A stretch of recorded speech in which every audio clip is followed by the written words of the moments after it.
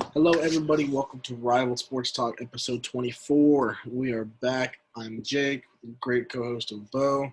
Before we hop right into it, do not forget to like, subscribe, share all platforms, Apple Podcasts, Instagram, Spotify, YouTube, you name it, we're there. We're going to hop right into it, Bo. NBA free agency. We have a lot of people re-signing or going elsewhere. What's a big one you have? Off the top of your head, what's a big one? A big one for me, not necessarily a player going from one team to another. It's a player that re-signed with their current team, and that dude is for me the guy who won. He made the most money with his offseason signing. 5 years, 158 mil for forward Brandon Ingram. Brandon Ingram was a little disappointing early on in his career in Los Angeles. Won Most Improved Player last year. He won that, right? Or was he second? He won that, right? Yeah, so he won Most Improved Player. He's still only 23. So this deal is going to take him right to the beginning of his prime.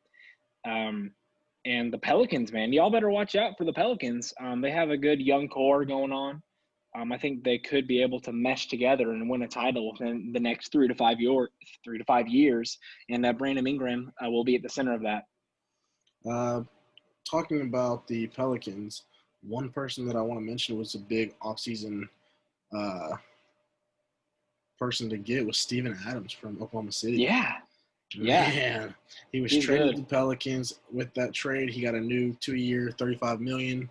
You said, what'd you say, 4 to 5? I can see 2 to 3. They mesh together real quick.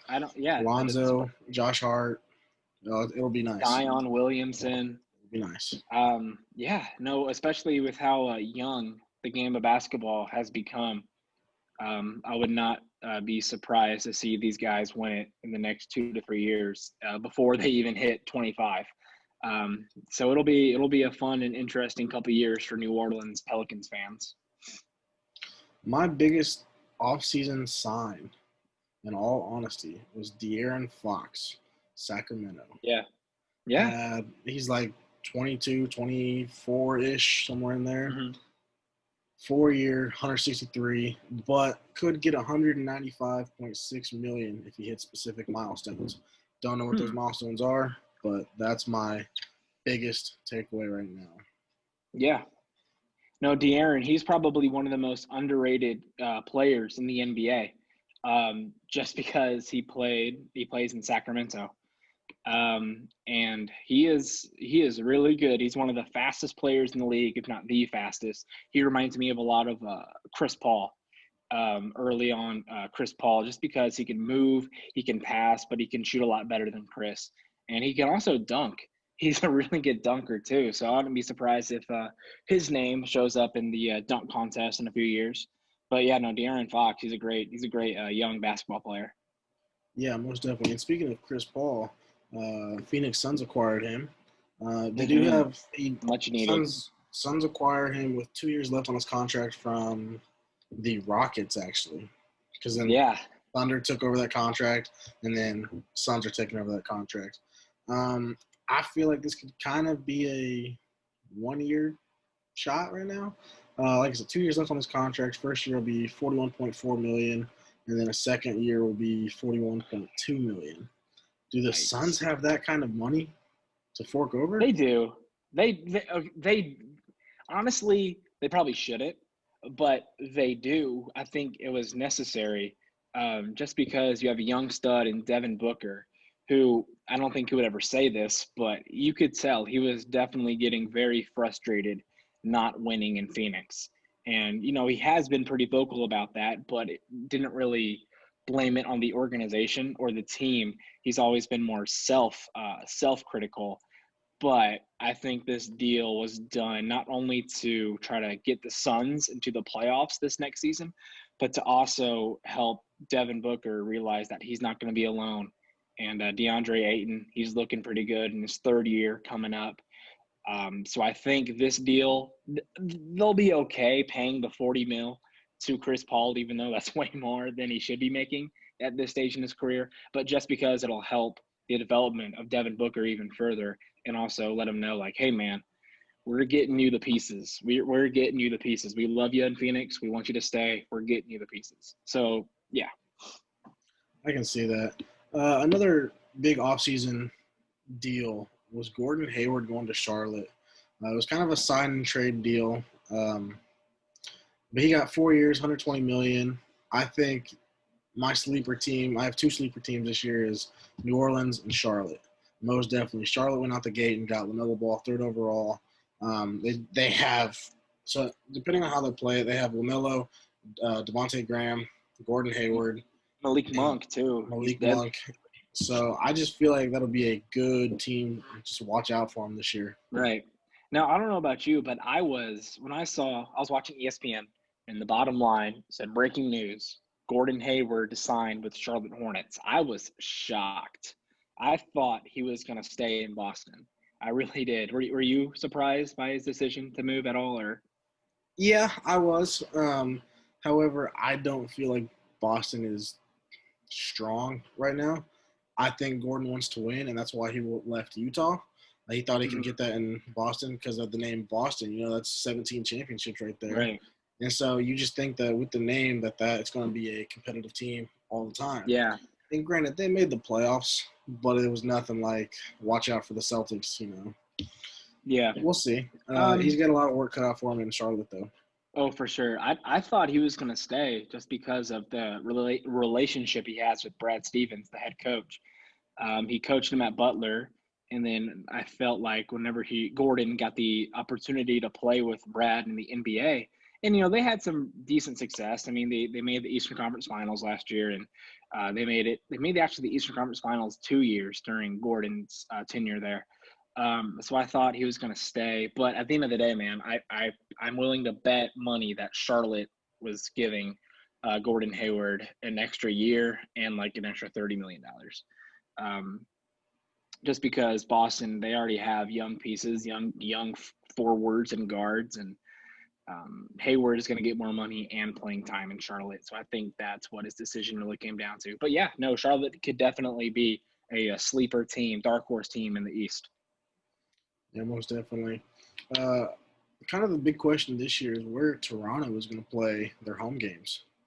And speaking of Toronto, they re-signed Fred VanVleet to a 4-year, $85 million. I feel like that'll really boost that team. However, they did lose two key centers. Marc Gasol is going to the Lakers, and Serge Ibaka is going to the Clippers, I believe.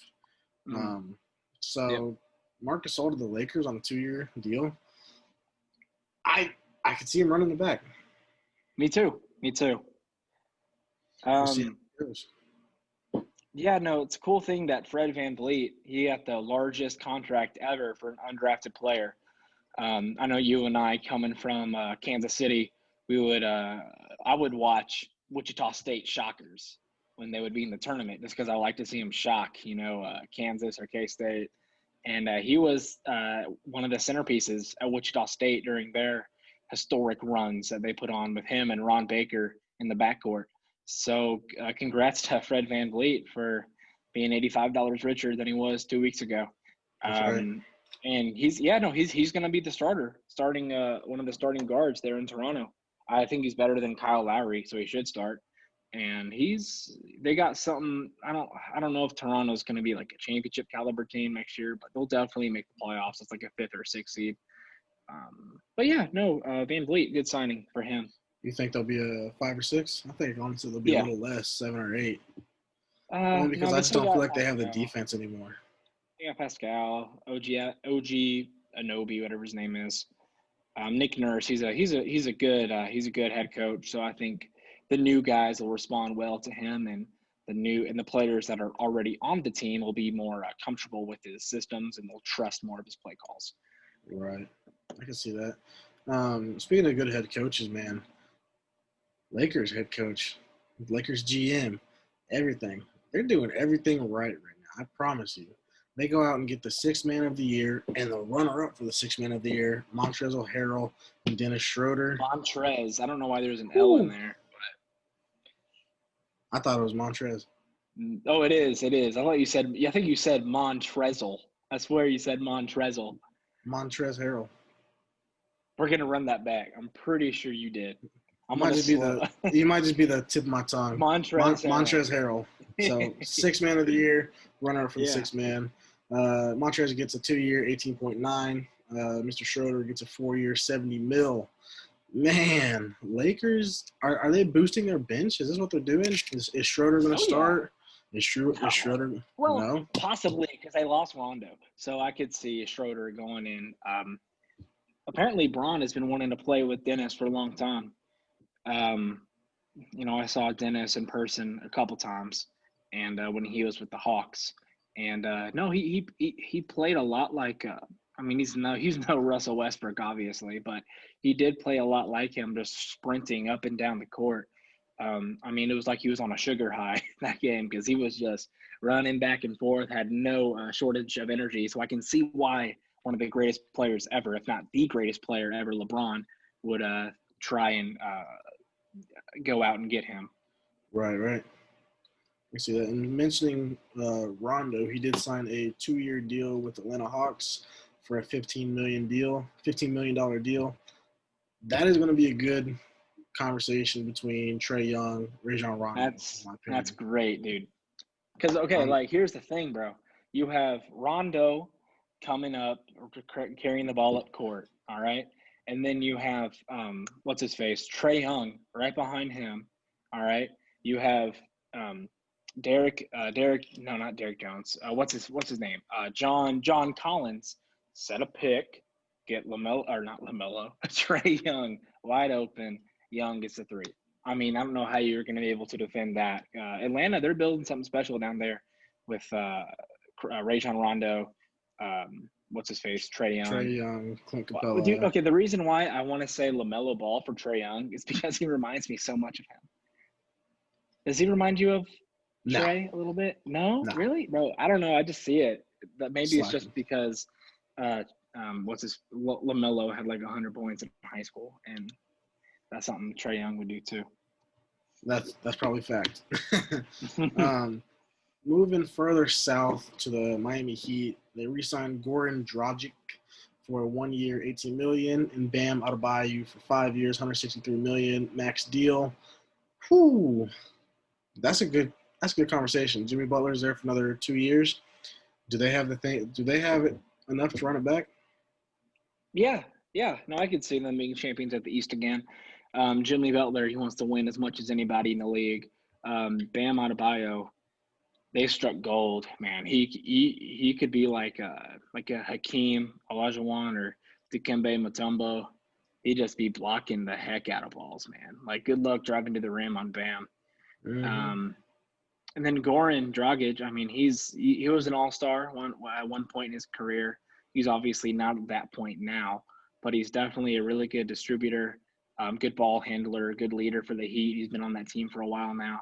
I do think they are going to miss Jay Crowder and Derek Jones. They will lose something off the bench in their backcourt, but Eric Spoelstra is a smart coach, so I think he'll be able to make up for it, not based on personnel, just based on scheme and how he decides to do his zone coverage or maybe even go man-to-man. But yeah, no, we'll see how the Heat do defending their East championship. Do you think they're going to win the East this year again? The East? No, I don't. Me neither. But I wouldn't be shocked if they did. No, the East is getting kind of soft right now. Everyone's going to the West. East has always been soft, bro. Oh, yeah. Speaking of Jay Crowder, he did go to Phoenix on a 3-year, $29.1 million contract. We kind of touched on that a little bit. Devin Booker, Chris Paul, Jay Crowder, DeAndre Ayton. Yeah, so I think that'll help them out a whole lot, We'll make the playoffs. Do you think the Suns will make the playoffs next year? Oh, yeah. I think they'll be a 6th seed. Yep, I was thinking the same thing. Yep. They'll be a 6th. What else we got here? Jeremy Grant Davis Bertans. Oh, Jeremy Grant. Go ahead. Yeah, no, I like Davis Bertans. The Wizards were able to get him for 5 years, $80 million. If you're not familiar with Davis Bertans, if you play 2K, which I'm sure a lot of you do, they call him Davis Bertans. So I hope they'll put some respect on his name and they'll change the pronunciation to the correct pronunciation. But this dude, there are guys that play with their head on fire, and then there's dudes that play with their head on lava. Like, bro, like this dude, I was at you know how nobody goes to the Wizards games out here in DC. So it was halftime, and I got to sit up pretty close. And the Wizards were down like 105 to like 77 at this point or whatever. And he was still on the court playing, and you know, a lot of guys just kind of mentally check out at that point. He was literally screaming at the ref for a foul and just giving him the business, and he got teed up for it. And I mean, obviously getting a tee isn't always a positive thing, but it's just cool that even when odds are not in their favor at all, you know, he's still giving it 100%. And he is literally the best 3-point shooting big in the game today. He is literally automatic. I heard a report earlier from ESPN's Wojnarowski that he is actually Davis Bertans is actually going to start bringing a wet floor sign to the games, and he's going to put it under the basket because that's how wet his shot is. He's basically the 6'10" European version of Tyler Herro. Yeah, I don't like that analogy with the wet floor sign. Anyway, bro, you know when I go to Legacy, I bring a wet floor sign every time, dog. Every time. I got my own wet floor sign. I bring it. I thought you brought concrete for your bricks. Nah. You know the thing at Worlds of Fun though? You know, you shoot it. Okay, well if you make like 10, you get a jersey, but if you miss like 8, you get a brick. And I got like 3 bricks one day, bro. I spent like $70 on some stuffed bricks. But anyway. Jeremy Grant. Go ahead. Yeah, dude. He's honestly one of the more underrated players in the league. He's bounced around early in his career, but I think he should definitely find a home in Detroit. And he and Blake Griffin are going to have some fun playing with each other. That sounded weird. But he and Blake Griffin are gonna But yeah, no, Jeremy Grant, he was a solid bench piece early on in his career, but I think he's going to start for Detroit. What about you? Yeah, I think he's starting. Especially if you give someone a 3-year, $60 million contract, man, you gotta have some faith in the guy that he's gonna start. You know, like they're not gonna give. All right, let me see here. Okay, Clippers. You're not gonna give Marcus Morris a 4-year, $64 million deal and put him on the bench. Right. So, I mean, yeah, they're expecting him to replace Harrell, right? Morris, they're expecting him to step up for Harrell and probably play his spot. Yeah, that makes sense. Yeah. But you just got to think, man, you're not going to give someone this much money and expect them to ride the bench for 3 years. That's what I'm saying about Carson Wentz, but that's a conversation for another day. We'll get into that on Thursday. Right. Is there any other cool free agent signings? Yeah, I actually have quite a couple. Bring up? Jordan Clarkson, Utah, 4 years, $51.5 million. I think that'll be a good thing. You know, you got Donovan Mitchell out there. I think they're really kind of connecting together. We saw that towards the end of this year. Hassan Whiteside is going to Sacramento on a veterans minimum, 1 year, $2.3 million. He dropped off, didn't he? He dropped off when he left the Heat, man. Right. He's still good. He's still decent. Like, he's better than your replacement center. Yeah, I do agree with that. I don't have this marked, but it just came to me. Enes Kanter went back to Portland on a trade, I believe. Yeah, I'll look that up. Dwight Howard signed a 1 year, $2.56 million with the 76ers. Yep. He's going to play backup, 100%. Yeah. Tristan Thompson is taking over for Enes Kanter. Yes, sir. 2 years, $18.9 million with Boston. He's still dating one of the Jenners or the Kardashian. Yeah. I know he was dating Khloe, I think, for a bit. Yeah, I think he's dated all of them. Just like it'd be interesting though to see like the splits, like when he was dating a Kardashian versus when he wasn't, just to see how his play was affected. There's got to be a stat somewhere. I think Chris Humphries did that. Remember him from Brooklyn years ago? Oh, dude, yeah. Chris Humphries, poor guy. Who was the other one? He played with Dallas, played with Houston. Something Chandler. Wilson Chandler? Tyson Chandler? No. White guy. I don't know. We'll have another. Yeah, I got 2 more. DeMarcus Cousins, I almost said Demarcus Robinson for the Who Chiefs. did he go to? I didn't hear about this. He signed a one-year deal with the Houston Rockets. 1 year, $2.3 million. Why would anybody want DeMarcus Cousins? Why? He's a big man. He can get the job done. He's not good anymore, man. Guys, 7-footers that tear their Achilles come back not good at all. And this dude has so much baggage off the field, off the court. It does not outweigh his play on the court, man.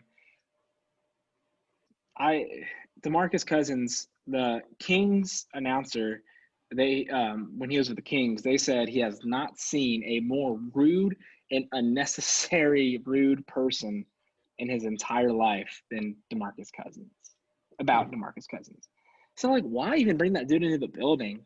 You know, even after Russell, I mean, you really want him with Russell Westbrook and James Harden already fighting every 2 seconds?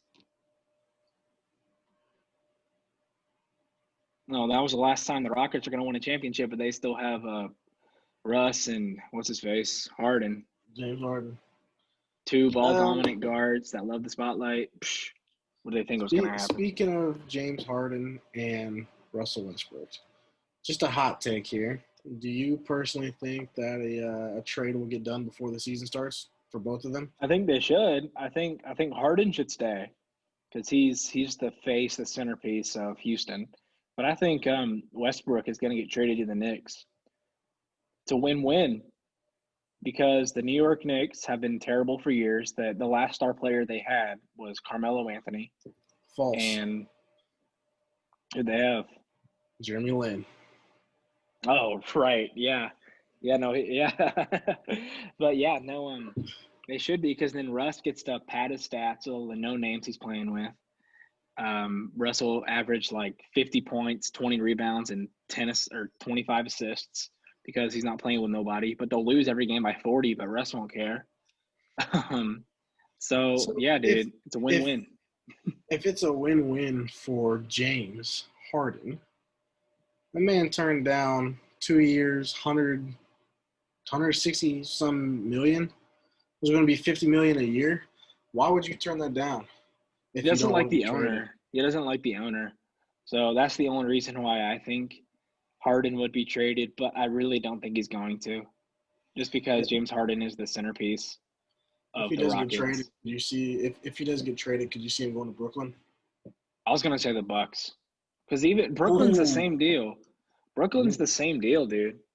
Plus with the Bucks, the trades make more sense. You have younger players, better younger players you could switch out with. I could see like a first rounder, Eric Bledsoe, Dante DiVincenzo, and maybe another first rounder. Is Matthew Dellavedova still with the Bucks, or was that like he signed with the Cavaliers? He just signed with the Cavs again. Yeah, no, he was with the Cavs. He was with the Cavs, then with the Bucks, and then went back to the Cavs. Now he's back to the Cavs again. Okay. You had mentioned Carmelo Anthony earlier. Also signed a 1 year, $2.6 million league minimum to stay with the Trailblazers. Mm-hmm. Does Carmelo Anthony get his ring? Before he retires. Hope so. Before he retires. I really hope so, but I don't think so. What do you think? I feel that he won't do it with the Trailblazers. Right. I was gonna say, yeah. If LeBron's got to work his LeBron magic and get his homie Melo up there playing with him. Because they've been saying for years how they want Chris Paul, Melo, J.R. Smith, and him to all play together on the same team, and that's never happened. And Carmelo, I don't know if you noticed this last year, but people always had this perception about Carmelo Anthony that he was an all-about-me guy, and I had that too, and he was like that.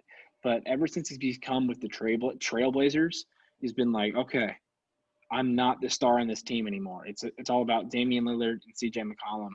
I got to do what I can to help this squad win, help lead them, give them some insight, and also just play lockdown defense. And he was one of the best forward defenders in the league last year.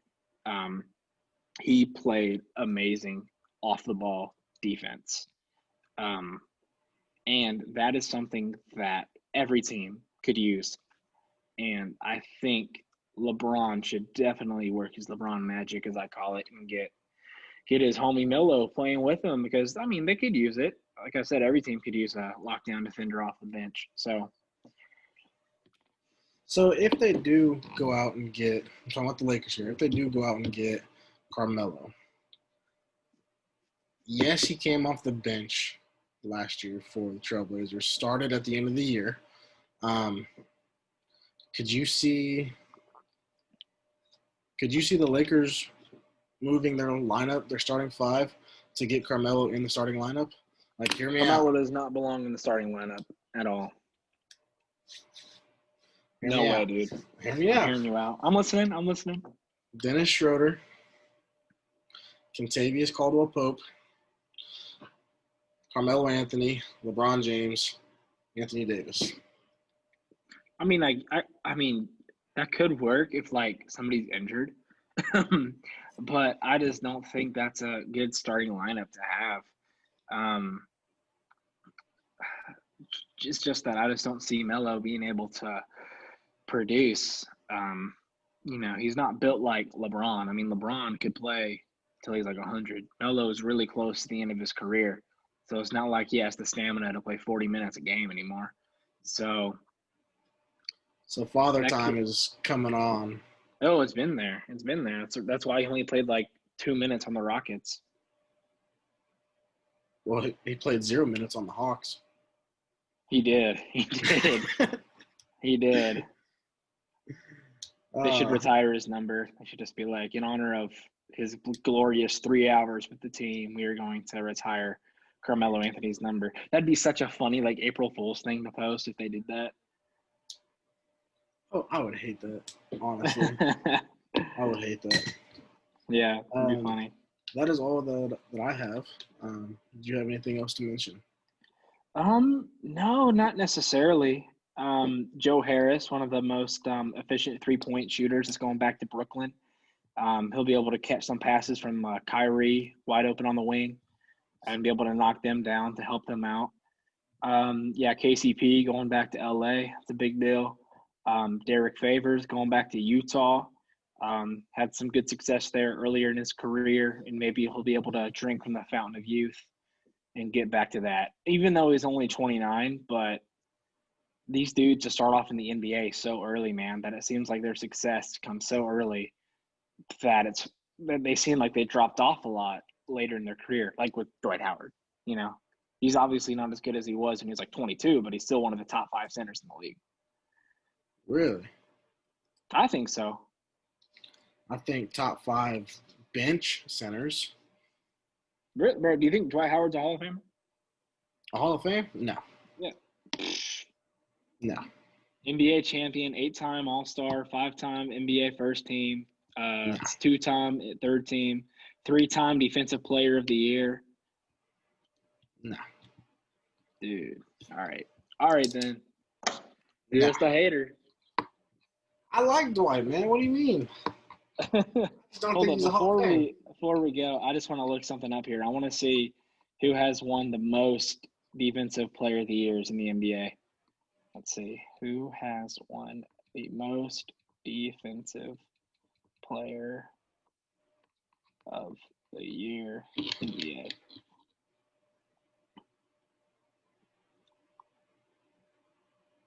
Okay, look at this. Dikembe Mutombo, Hall of Famer. Ben Wallace. Is he in the Hall of Fame? He was close. Well,